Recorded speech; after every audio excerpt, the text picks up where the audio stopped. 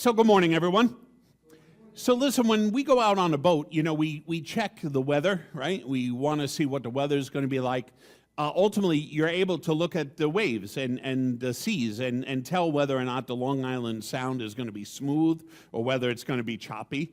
And you make your choices based on whether or not you go out or not based on all those comparisons brought together. It's because after so many years of boating, you've come up with an idea and you're able to read how all of this works. For Jesus and his disciples, remember, 4 of them are expert fishermen. This is all they've done. This is their life. So they have been on the Sea of Galilee forever. And they were cutting across and going back to Capernaum, and it's about an 8-mile distance between one side of the sea to the other. And so it's really called a sea just because it's stupendous in size. And so these 4 on this boat with the other 8 are able to really know and be able to handle a boat. This is not the first time they've hit difficult or rough waters. This is not the first time they've been in a situation that things have gotten precarious. But their skill set is at a point where they know that whatever comes up, they're able to handle it, whatever it is they should. This is a situation where they're not able to handle it. This is a situation where they come up against winds that are so devastating that what they normally would do, what normally would work, doesn't work anymore. And so they find themselves being tossed about and being caught in the middle of the sea. And indeed, the boat with which they have become most comfortable with, they know how to operate the boat. They know the safety, the surety of a boat. And even in the midst of all of that surety, given what they're up against, they find that even the surety of the boat is not enough for them. And so they find themselves terrified and in fear. They're terrified in fear because of just the fact that what they're up against goes beyond their normal experience, that it's greater than anything they've had before. Now, you and I in life, we're very similar. Most of the time, you and I can handle whatever comes our way. And that's because ever since we were children, there's been experience after experience after experience, and those experiences strengthen us. And they fortify our faith. I think one of the biggest challenges to us is when things go wrong in our life and we're having difficulties, we cry out to God and we say to God, why is this happening to me? Why is this going on? But now, once you pass it and you look back, you could say that that experience that you just went through has strengthened your faith. It has made you greater than what you were before. That those challenges and difficulties, those winds and waves in our life, the ones that we have survived, have strengthened us in our own knowledge of who and what we are, but most importantly, as people of faith, it assures us that God is with us and that God is guiding and directing. There does come a point in our lives, though, where we recognize that there are things that are beyond our control. And this most often happens in the falling apart of a relationship, physical illness and health, mental health and illness. There are challenges that we encounter that we do everything we possibly can. We do everything we have learned and that has helped us in the past to get over challenges and difficulties. And yet at the same time, when we go through everything we know and we have experienced and we have applied in the past to survive moments in time, we find that sometimes in our lives we hit up against a wall. No matter how much we try, no matter how much we're convicted, no matter how much we're focused, somehow, whether it's slight depression or whether or not it's physical illness or whether it's those relationships or whether it's finances, we find that the things that we normally have done just don't work anymore. And because they don't work anymore, after everything we have tried, we find ourselves in a boat that is being tossed about in the waves and in the winds. And that causes us fear because we don't know what to do next or how to correct the situation that we find ourselves in. That's the same situation that the disciples are in. Now, mind you, 8 of the disciples are not fishermen. They're just ordinary folks. So up against this type of a storm, the thing that gets us more concerned, I think, on the water is if you have someone at the helm who is more afraid or showing fear. If they show fear, then everyone else in the boat is showing fear.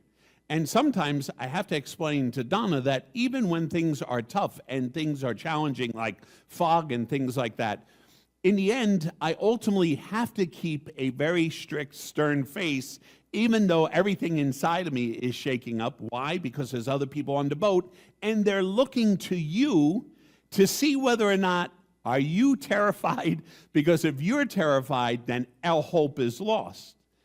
And I think what has happened on the boat very clearly is that the 4 people who know the sea best are showing fear. And because they show fear, everyone else's hope goes right off the boat.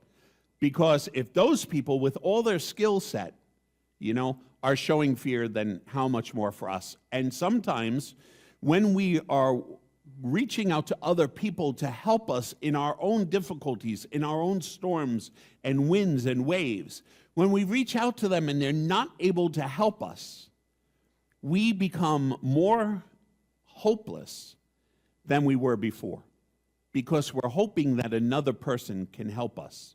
And here they are in this boat, and the reality of the matter is that nothing that these 4 expert sailors and fishermen is doing is helping. And they see fear in their eyes, and the external elements, the winds, the waves, what is pressing upon them is greater than the 4 of these people put together with all of their skill set. What I'm trying to reiterate here is that in our lives, we try very often with all of our strength to overcome certain things. We try with all of our strength to redirect. We try with all of our strength not to be discouraged.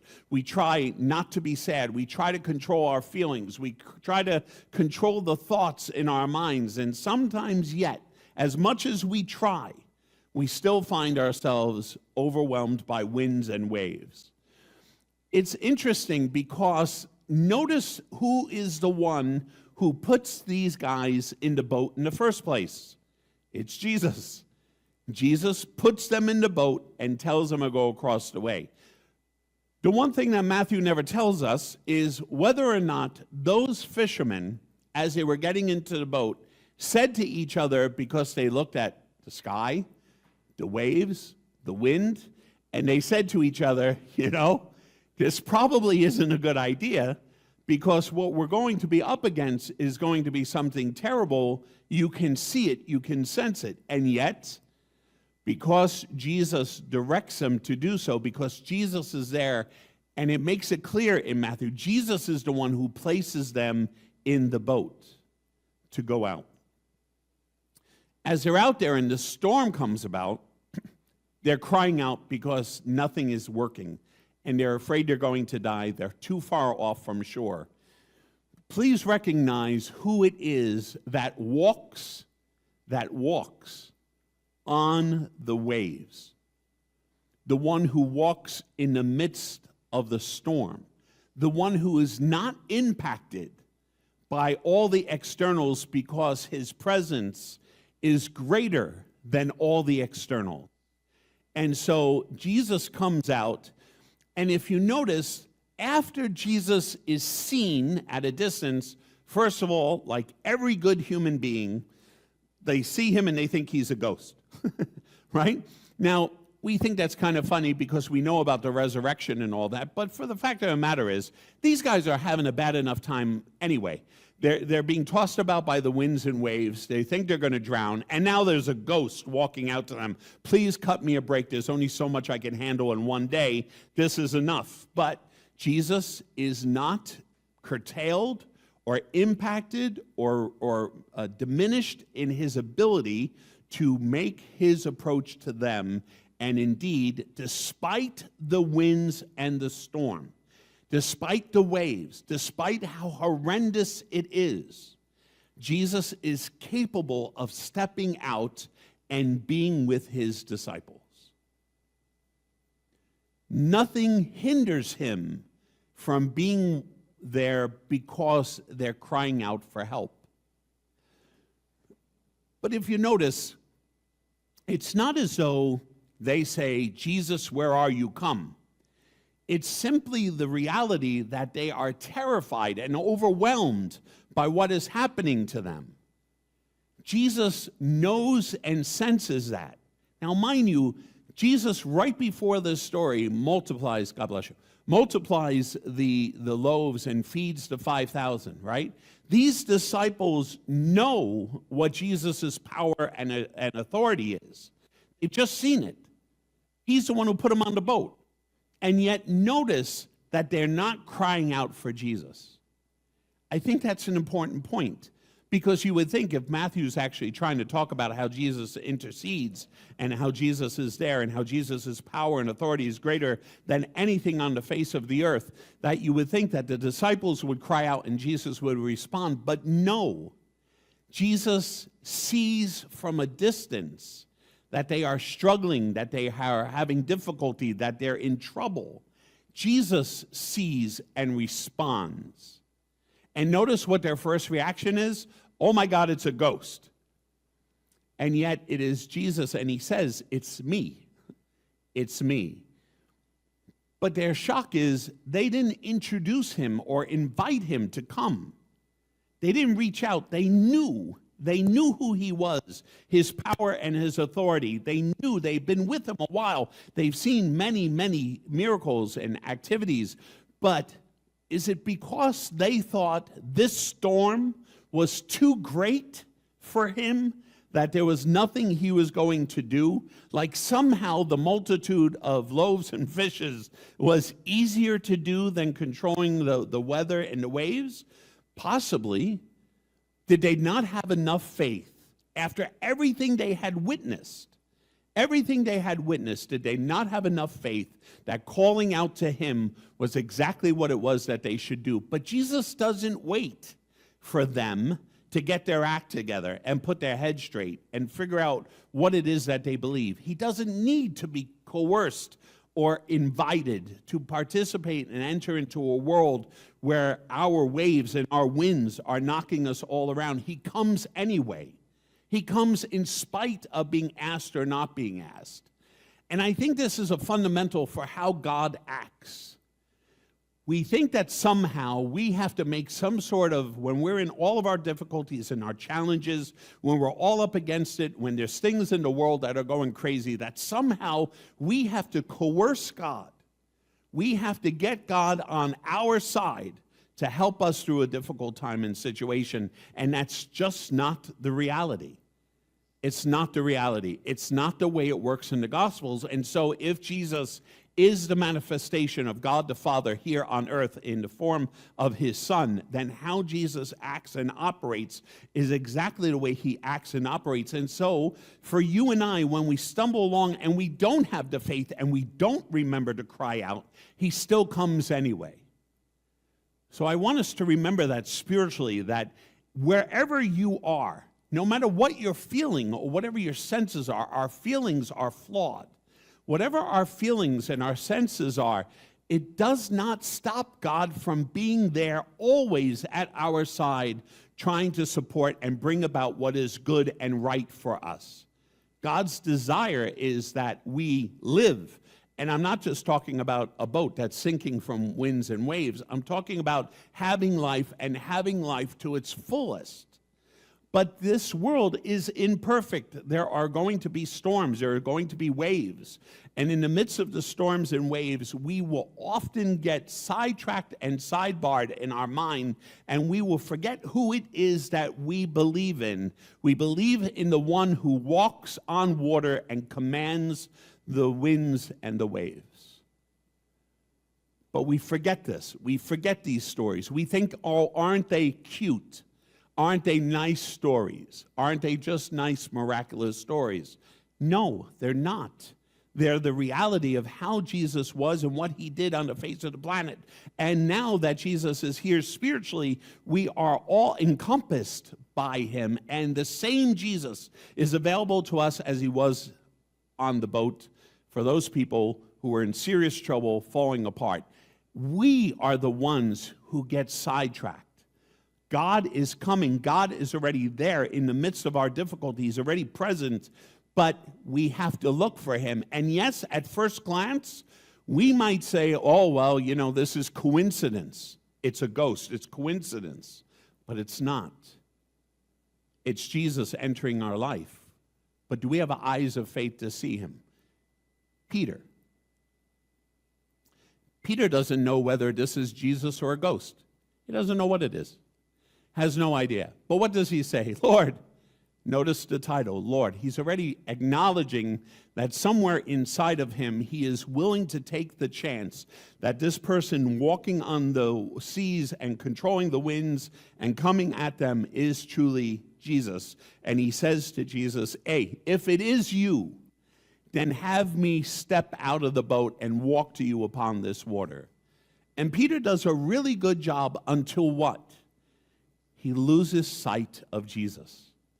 He loses sight of Jesus and gets sidebarred in his mind and his heart and his feelings and his emotion as a human being and looks at the terrible storm and feels the wind and recognizes that he is indeed standing on the water with Jesus, that he is safe, he is secured.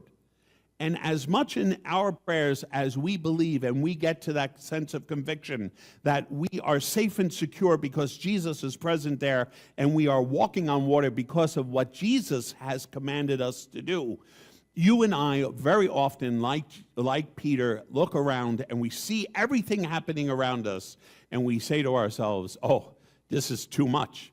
And we get scared and we drop it off. And we end up sinking. We end up sinking. Peter's us. We have those fleeting moments where our faith is so strong and we are focused on Jesus that no matter what happens, we know that he is right there with us, in our midst, holding us up. But yet, even though we know and experience that, I don't know whether it's because we think that we're not worthy of walking on water. We're not worthy to be in his presence. I don't know if it means that, our faith, becomes shaky. And because of that, we start looking around, and we get distracted. We get distracted so easily. And we do this in relationships. We do this in conversations. We'll start a conversation with someone, but tell me if in the midst of a conversation, your mind doesn't go to what it is that you have to pick up at Stop and Shop. It does. And as we do that with one another, I think we also do that with God. We become easily distracted. And there's nothing wrong with that because we're human beings. And notice, even though Peter gets distracted and starts to sink and ends up in the water and cries out for fear of being drowned, Jesus doesn't say, you're of little faith, you're not worth my time and my effort, I'm walking back to shore. He doesn't do that. He reaches out, he grabs Peter and brings him into the boat. And then the winds and the storm die down. But there are elements about how God works here that we have to recognize for ourselves are equally true. We're human beings. We're going to make mistakes. We're not going to be 100% faith-filled in those moments where we are getting battered and bruised the most. We're not. But we have to, somewhere in our hearts, set up this precedent of saying that even when things are this difficult and this challenging to us, we are not doing this alone. That there is Jesus in our midst. Indeed, Jesus is the one who put us in the boat in the first place, probably for the most part to strengthen our faith. Because the minute we end up getting back in the boat with Jesus, when it's all said and done, we are now fortified in faith because it is Jesus who has saved us and brought us through all that. And our faith is stronger now than it was before because of what it was that Jesus did. We have to remember in the challenges and the difficulties of our life that ultimately God never stops being present. He's always there, no matter what you feel, no matter what your sensation is, no matter what your thoughts are. None of it matters because faith is an activity of the heart. It's an activity of the heart. It's not an activity of our feelings. It's definitely not an activity of our mind. Our mind helps influence and educate, but ultimately what it is that we believe, it is that we are committed to. And I found myself saying this the other morning. We go out for breakfast with some friends, and sometimes those breakfasts turn into mini sermons. But I found myself really sort of being very concerned about the language that we use, calling what it is that we are and what we have faith. Because faith, for me, is something that can be based on something that's not true. You could simply believe it. It could just be belief. Commitment, however, being committed to something, or in this case, someone, requires not just an activity of the brain, it's also an activity of the heart. And so it's not about having faith in Jesus Christ. I think that's the beginning. I think that's the baby parcel. It's a baby amount of food that we get is the faith. But can that faith grow into commitment? And the way it grows into commitment is by recognizing every single day that the things that we get through and the storms and the waves that batter us, that when we survive those things, faith transforms itself into commitment. The disciples did not sacrifice their lives because they had faith in Jesus Christ. They were willing to die because they were committed to Jesus Christ. There is a distinction, I believe. One seems to be stronger and more inherent and deep-rooted than something like faith. Faith can be wishy-washy. And I think commitment is what we're called to as Christians. We're meant to take faith and make it deeper. Faith is God's gift to us. Commitment is what happens when we participate with faith to better understand that God is part and parcel of everything that we go through. And so I'm telling you, we are all in the midst of situations and circumstances in our life that feel like waves, whether they're little waves, one-footers, or whether there's 3 or 4 footers, or whether they're 8 or 10 footers. We are all in those moments. I don't know if life is ever free of waves. It's not been my experience. Life always brings about something, whether it's a death, whether it's physical illness, whether it's those feelings that we have, our emotional well-being, whether it's our relationships, our finances. We're always in some sort of a flux. But the question is, what is it that you are relying on? And at first, we are going to do everything in our power to correct and right the ship and bring it to shore. We are. It's our nature. Human nature is to help and to act and to use your own gifts and abilities. But there does come a time for each of us that we recognize that there is no more of this, and you end up just blindly waiting upon Jesus to come and to impact you and to be there and to call you forth and to direct your life. It's what it is. The first step is we're always going to try and fix this ourselves. We're always going to try to beat the storms. We're going to try and survive. But when it gets too strong and too difficult for us, we have to recognize that Jesus is present. And I find that our greatest fault is the fact that we forget. We forget. We forget who it is that we worship. We forget what he has done. And I'm not just talking about scriptures.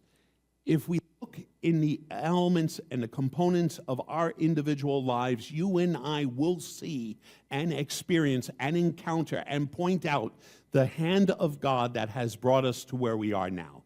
We have to admit that for most of us, we have been through torrents, we have been through waves, we have been through storms, and yet here we are, and we know that there's no way that happened just on our own. There's no way we did this by ourselves. We didn't accomplish this task. It's impossible. Things come together, things happen, things direct, things move you forward, and the next thing you know, you're in a whole different place, and you just know that it wasn't you. It is something greater than yourself.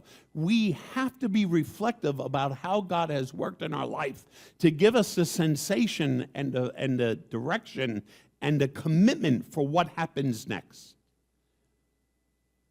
The commitment of what happens next in the midst of the future waves, in the midst of the current waves and the storms. We have to recognize that we're not alone. And honestly, as the thing that would probably annoy me most about this story, if I was one of the 12, Jesus put me in the boat.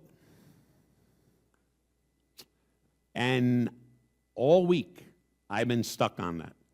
All week, I can't get out of my head the very fact that it's not Peter and the 12 saying, hey, let's grab a boat, we'll cut across. It's not like that. No. Jesus. Jesus says, hey, why don't you get in the boat and go on to the other side? So the disciples go, okay, I'll go. And then look at what they come up against. But then look at what it is that they survive. Look at what it is that they overcome. Not by their own power, not by their own authority, but by the presence of Jesus Christ in their midst. God bless you.